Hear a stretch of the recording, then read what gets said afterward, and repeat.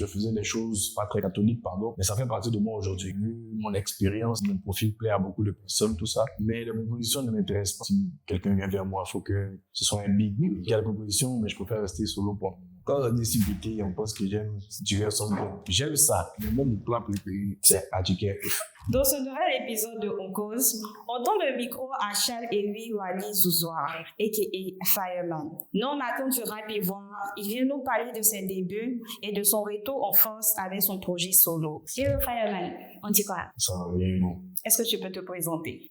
Comme tu l'as dit dans la présentation, je suis Charles Ewi Zouzoua, on m'appelle Fireman, c'est Louis Jonathan. Je suis rappeur, l'un des plus anciens encore dans le métier. Donc, je fais du rap depuis plus de 10 ans. Et mon genre de rap, c'est le Ziggy rap, pour être plus précis. D'accord. Moi, j'aimerais savoir pourquoi avoir choisi le blaze Fireman. En fait, Fireman, c'est un surnom qu'on m'a donné parce que j'écoutais beaucoup un morceau de Lil Wayne qui s'intitule Fireman. Et quand je fatiguais mes amis avec, ils m'ont donné le titre du morceau comme blaze. C'est juste. Donc, du coup, tu peux nous parler un peu de tes débuts dans le rap, donc le rap ivoire. En quelle année est-ce que tu as vraiment commencé le rap?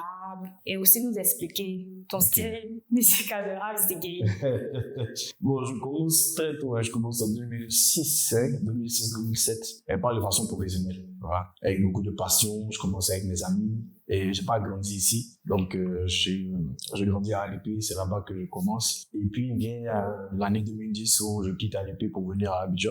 Mais je reste un passionné, donc je continue ma carrière solo ici. Et c'est en 2011 que je sors le premier titre, on va dire, qui me révèle au rap ivoire. Et donc, avec le temps, je sors des projets solo, des albums, des mixtapes, et je développe un style de rap que j'appelle donc le Ziggy rap, qui est un rap hardcore, comme on dit, à l'ivoirienne. Moi, j'aimerais savoir, est-ce que le rap Ziggy est différent du rap ivoire ou il y a comme une similitude? On va dire que le rap Ziggy, c'est une branche du rap ivoire parce que le rap ivoire s'écoute que le rap Ziggy emprunte. Donc, je parle comme ça du langage Nushi. Parce que dans le rap Ziggy, il y a beaucoup de Nushi. Mais les thématiques du rap Ziggy sont différentes. C'est juste ça. Sinon, ça se ressemble. Ok. Alors, nous, on est un peu papato.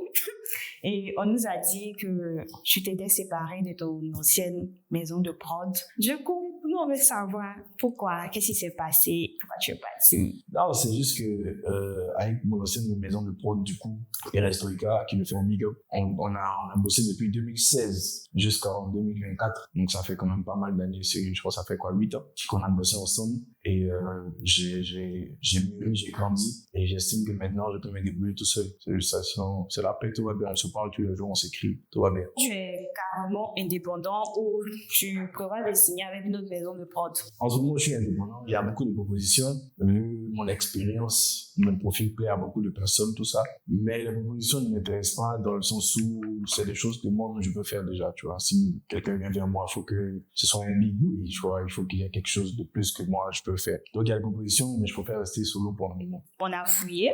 On a aussi découvert que tu as fait une nouvelle sortie sur 9. Je pense que tu as sorti un EP. Donc, du coup, on aimerait savoir de quoi est-ce que tu parles dans ton EP et quelles ont été tes inspirations et autres. Alors, le EP, c'est un EP en commun que je sors avec Dr. BPM.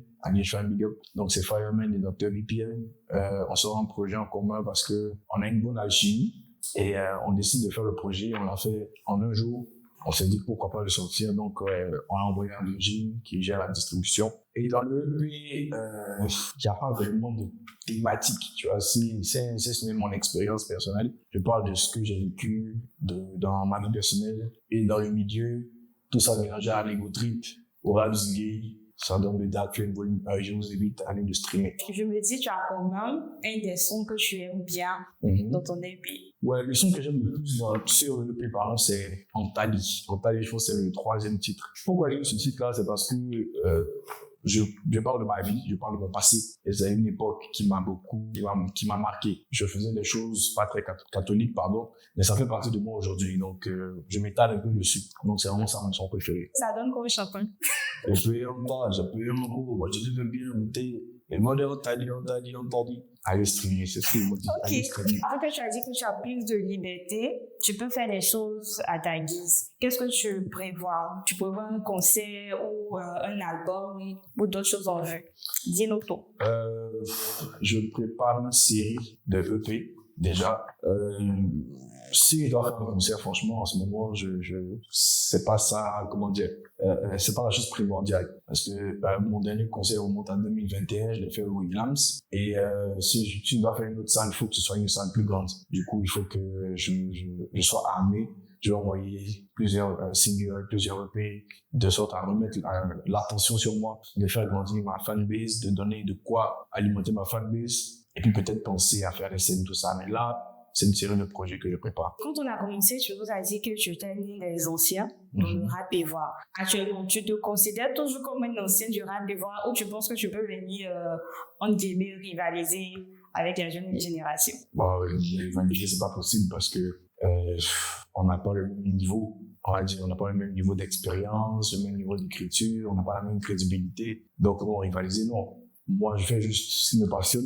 Je fais de la musique et j'ai un respect de mes confrères. Tout va bien. Je pars avec celui qui a posé le témoin en danger. On aimerait savoir, qu'est-ce que tu penses du rap ivoire actuellement? Le rap ivoire de 2025 comparé au rap ivoire quand vous avez débuté? Ouais, ça, franchement, c'est une question qui mérite qu'on me donne du thé pour m'asseoir, pour m'expliquer. Parce que c'est long. C'est long parce qu'il y a eu beaucoup d'évolution, tu vois. Pour être cool, je veux dire que l'évolution est vraiment grande. Je suis très fier de voir qu'aujourd'hui, ce soit le rap qui marche et encore plus le rap hardcore, tu vois, parce que personne n'aurait parié que le rap de garçon, le rap hardcore, allait être la musique qui marche en Côte d'Ivoire, tu vois. Et aujourd'hui, je suis très fier de ce travail-là et j'espère qu'on ira encore plus loin. C'est mon souhait. Est-ce que tu penses que le rap ivoire a vraiment trouvé son identité en 2025? Le rap ivoire a imposé son identité. Mais l'identité du rap ivoire existe depuis, sauf que on n'avait pas beaucoup d'expositions. Voilà, sinon, les codes sont là depuis très longtemps. Aujourd'hui, c'est vu par tout le monde. Donc, on a l'impression que c'est maintenant qu'on se trouve. Mais non, on s'est trouvé déjà depuis, il fallait juste de l'exposition et maintenant c'est fait. Parlons de nouvelle génération de rap ivoire. On sait qu'on ne peut pas parler vraiment de rap ivoire sans parler de tout ce qu'il y a comme clash et tout. Nous, on aimerait savoir, qu'est-ce que toi, tu penses de tout ça? Ce que je pense des clashs, alors, c'est une bonne chose dans la mesure où ça fait parler ça fait parler du mouvement, ça donne de la visibilité à la chose. Sauf que dans les clashs, il y a une partie qu'on néglige, c'est la partie où il faut assumer ce qu'on dit, tu vois. C'est vrai que c'est musical, mais il y a des choses qu'on dit à des gens, c'est pas forcément gentil, tu vois. Donc dans la rue, il faut l'assumer, c'est juste ça. Sinon, c'est une bonne chose, c'est une très bonne chose. On se demandait, est-ce qu'il y a un son ou une époque de ta carrière que tu aimerais revivre, ou un son que tu aimerais vraiment reprendre, qui a marqué ta carrière et tout? Moi, si un son que je dois reprendre, ce sera un son qui date d'avant que je me fasse connaître dans le rap ivoire. Ça s'appelle Une fois parti. C'est un son où, dedans, dans mon écriture, j'expliquais le jour de ma mort. Tu vois, ça peut paraître un peu lugubre, mais c'est un son que mes proches ont beaucoup aimé, que des gens me demandent, Dr. Koné par exemple, me demande de refaire. Donc c'est un son que j'aimerais bien refaire, par contre. Mais s'il y a une période que je voudrais revivre, c'est la période 2016-2017, quand j'ai sorti mon premier projet Fire Teddy avec des titres comme Pololo. C'était du jamais vu, c'était nouveau dans l'univers et ça m'a plu. Et dans tes albums passés, il y a un de tes albums qui s'appelait Kifi pour ce que je sais, embêté. Ça fait allusion au roi, au chef. C'est ça. Donc j'aimerais bien savoir pourquoi avoir choisi Kifi. Kifi, c'est mon dernier album. Donc il y a le EP qui est sorti, mais l'album en 2024, Kifi. Pourquoi j'ai choisi Kifi? Parce que je me considère comme le roi du rap hardcore. Donc je suis le chef du rap hardcore. Il fallait que j'appelle mon projet Kifi. Et moi, je suis métier. Ouais. Donc je l'ai appelé Kifi parce que je me considère comme étant le roi du rap hardcore. Tout simplement. Donc là, on va passer à quelques jeux. On va te mettre un extrait d'un de tes sons et tu vas nous dire qu'est-ce que ça t'évoque comme souvenir et si tu as des anecdotes à raconter. Ça marche. J'ai pas changé, mais maintenant t'as pas où manger est cher. On collabore avec Skinny, on peut pas se concentrer si t'as la chair. Mais ça, le rap ivoire on l'a monté. Mais c'est donc comme ça que vous, tous. Alors là c'est Kifi, donc titre éponyme de l'album. Si je dois dire quelque chose dessus, c'est concernant le clip. Du coup, on l'a tourné avec une voiture qui n'est pas la mienne. Donc, c'était tellement compliqué de trouver une voiture que j'ai tourné avec la voiture de mon beau-père, à qui je dis merci. C'est juste ça. On passe au prochain son. こんにちは、生産中のベースです。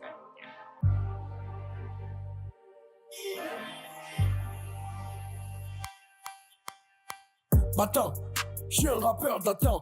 J'ai le volume Puja, en forme de la pomme d'Adam. Là, c'était Attends. Donc, un titre de l'album qui fit, encore une fois. Ce titre-là, je l'ai posé sur 2 mois. Pourquoi 2 mois? Parce que à chaque fois que j'avais une idée, je venais en studio. J'ai fait peut-être 5-6 va-et-vient de musique et je suis en train de parler d'autre chose. Donc, à chaque fois que j'avais quelques phrases, je venais poser, etc. C'est pas quelque chose que je fais d'habitude. Moi, je suis du genre à poser une fois. Mais sur ce son-là, je me suis donné du mal. Donc, je l'ai posé sur une longue période. Ça fait que quand vous écoutez le morceau, vous remarquez que le couplet est très long. C'est ça la raison. On va te citer quelques punchlines et tu vas nous dire comment tu trouves ça. Donc, on va commencer par Imra qui dit je garde toujours mes distances, c'est mon côté parallèle. Ça, c'est très lourd. Ça, c'est très lourd. C'est très imagé. Voilà, c'est une punchline imagée. Bon, après, il faut avoir quelques notions aussi de maths, quand même. Mais oui, très lourd. Mais si tu devais nous expliquer, aux novices qui ne connaissent pas, Non, c'est juste pour dire. qu'est-ce que ça veut dire? Quand il dit qu'il garde ses distances et que ce sont côtés parallèles, c'est pour dire que peu importe ce qui se passe, il garde les distances. Parce que quand 2 droites sont parallèles, c'est pas possible qu'elles se rapprochent. Voilà, donc peu importe ce qui va se passer, il garde ses distances. Je trouve ça lourd. Et on a Dizzy qui dit tu fais le singe, mais il n'y a rien dans ta banane. Qu'est-ce que ça t'inspire? Imagé aussi. Les punchlines imagées. Quand on parle de banane, bon, quand on parle de singe, c'est sûrement quelqu'un qui s'agite. Il n'y a rien dans ta banane, il n'y a rien dans toi, tu n'as rien. Tu vois, tu n'as rien. On peut parler de banane, des sacs qu'on appelle banane, sacs qu'on vend je sais pas quoi là, qu'on appelle banane, il y a rien dans toi, mais tu fais beaucoup de bruit. Je trouve ça bien. Et la dernière, ça, les gens ont parlé un peu sur les réseaux sociaux, on vient encore sur Imra. Il a dit aide-nous jusqu'à la tombe, rip le gros bédel. Apparemment, ça a marqué les gens. Toi, qu'est-ce que t'en penses? Wow, je trouve ça un peu morbide, mais ça fasse pas de faire un big au vieux père. C'est un type de punchline aussi que beaucoup font, tu vois. C'est un peu noir, c'est des punchlines noirs si on veut, tu vois. Mais ça reste un big up. Dis-nous toi-même, quels sont tes punchlines préférés? Donc toi-même tes sons ou des punchlines qui t'ont marqué, hormis ce que j'ai cité. Il y en a 3. Oui. Il y en a tellement, vraiment. La plus récente, c'est tu viens en équipe, je viens seul, comme ça on est quitte. Ça, c'est pas quelque chose qui s'explique. Il faut juste réfléchir un peu, trouver ce que ça veut dire. Donc là, faudra nous citer genre 3 rappeurs que tu aimes bien et pourquoi? Ok, ben déjà, moi, mes rappeurs préférés, je les ai jamais cachés. Il y a déjà Joe Barbu, que je trouve très, très fort. Très fort, scéniquement et vocalement aussi. C'est quelqu'un qui rappe aussi bien qu'il chante. Je l'aime beaucoup, personnellement aussi. Après, il y a Defty. Defty, c'est Defty, quoi. Lyricalement, c'est le meilleur rappeur en Côte d'Ivoire. Ouais, j'aime Medkaja, 3e. Kaja, à cause de son énergie, sa constance, la chicance dans son rap. Il y a un que je mets avant les autres même. Il s'appelle Boy Kito. Boy Kito, il a fait un morceau qui s'appelle Mongo Apa. Allez écouter. C'est un artiste que j'aime beaucoup. Et c'est mon frère, ça. En lui, je le mets avant tout le monde. On va te donner des mots et je vais nous sortir un souvenir que ça t'évoque aussi. Par exemple, si je te dis studio. Alors, studio, ça me fait penser directement au studio de Hypercute, parce que c'est là-bas où tout a commencé avec le groupe Samba. Donc Hypercute, Monsieur Billy et moi, on a formé un groupe. Quand on parle de studio, c'est de cette époque-là que je me rappelle, parce qu'on veillait au studio, on restait là-bas. Et c'est même arrivé une fois qu'on rentre au studio à 16h et qu'on ressorte le lendemain à 20h. Donc c'est vraiment une période que j'oublierai pas. Et quand je dis famille. Famille. Ah, famille. J'allais dire, mais famille comment? Famille, pour moi, c'est la chose la plus importante. Pour moi, il y a une chose qui vient après Dieu, c'est ma famille. Donc oui, je pense à ma femme, je pense à mes enfants, je pense à ma mère, à mon frère, à mes amis qui font partie de ma famille. Pour moi, c'est très important, c'est primordial. Quand je dis fan, est-ce que ça t'évoque? Fan. Oui. Ouais, je pense directement à mes associés. Moi, je les appelle pas fans. Hein. Pas tout le monde fan, ça fait le prétentieux. Ah, j'ai des fans, non. Les associés. Moi, c'est ça, voilà, tu vois. C'est mes associés. Je pense à eux qui me donnent de la force depuis toujours ce temps, ils sont là. Ils me soutiennent quand il bien des concerts, quand des mouvements ils sont là, franchement, merci, on est ensemble, ça bouge pas. On va un peu sortir du cadre de tout ce qui est rap et tout. J'aimerais te demander, c'est quoi ton plat préféré? Ouais, bizarrement, quand on est si petit, on pense que j'aime du riz sauce graine. J'aime ça, j'aime du riz sauce graine. Mais moi, mon plat préféré, vous allez rire, c'est adjiké. Adjiké comment? C'est ça mon plat préféré. Depuis que je me dis jusqu'à aujourd'hui, c'est un plat que je peux manger tous les jours. Quand je dis tous les jours, je peux manger ça matin soir, sur un mois, sur 2 mois. C'est vraiment un plat que j'aime et c'est facile à faire. À côté de ça, j'aime la sauce graine avec le riz, forcément. Toutes les autres sauces, là, ça ne me concerne pas. Les plats, là, les complètes, là, on en parle. Foutou. Ah moi, mais j'aime pas foutou. Sauce graine, Tant mieux. à la rigueur, sauce arachide. Le reste, ça va pas. Dis-nous, une journée avec toi, ça donne quoi? Une journée avec moi, c'est déjà à la maison. On va d'abord, vraiment, c'est la base. Ensuite, on va sûrement partir au studio, finir au studio, aller ensemble le sport, parce que moi, j'aime beaucoup le sport. On rentre à la maison d'abord encore. On sort peut-être aller voir les gars et puis là, c'est classique, je fais pas grand chose. C'est quoi ton son de gourmet préféré? Le son de gourmet, il y en a beaucoup. Ton gourmet encore, tu as beaucoup de sons. Oui, moi j'écoute beaucoup de musique, mais je veux dire, mon son de gourmet, c'est Lay Down de Lloyd. Allez écoutez, pas le chanter. Généralement, quand tu fais du sport, tu écoutes quoi? J'écoute beaucoup de mes chansons à moi-même parce que je suis quelqu'un qui fait de la musique avec beaucoup d'énergie. Donc, mes sons à moi-même, j'écoute beaucoup de rap américain, Essoun, Rick Ross, Lil Wayne, ce genre de musique. Et si tu devais citer une chanson qui te motive, Une chanson qui me motive, c'est une de mes chansons à moi-même qui s'appelle Trap à Semi, où dans l'intro, je dis, il n'y a pas d'autre qui connaît ton mouvement plus que toi.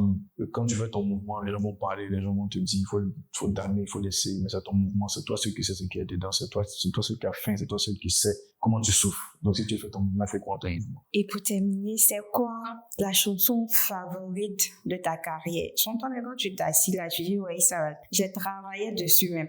Le titre est un peu chaud, ça s'appelle Janju.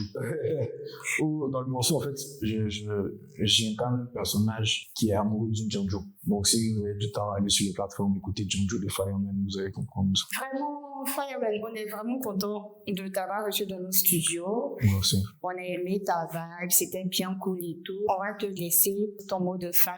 Merci à vous. Merci infiniment. J'ai été bien reçu. Merci pour le professionnalisme aussi de m'avoir donné à manger. C'est très important pour moi. Mais bon, merci à vous. Et puis, je vous dirais de vous attendre à la suite. Donc, une série de EP ou de mixtapes. Il y aura beaucoup de morceaux, beaucoup de contenu qui arrive, des spectacles aussi, si Dieu le veut. Puis on est ensemble. Oui. Donc là, je vais vous faire a cappella d'un morceau que j'ai écrit qui s'appelle Loads. Ça fait centaines de kilos sur ma face, mais tu ne peux être pas. Je passe ma main sur ton corps, je te dis pourquoi. Elle m'a dit je suis trop gros, ça m'embête. Lui Dieu qui a créé la terre, m'a fait honte, il sait pourquoi. En fait, Loads, ça parle des femmes rondes qui sont généralement complexées. Et moi, j'ai grandi dans ma famille maternelle, Apollo, les femmes sont très belles, vraiment belles, etc. Donc, c'est ma façon à moi de faire l'apologie de la femme ronde. Allez écouter. On dit quoi?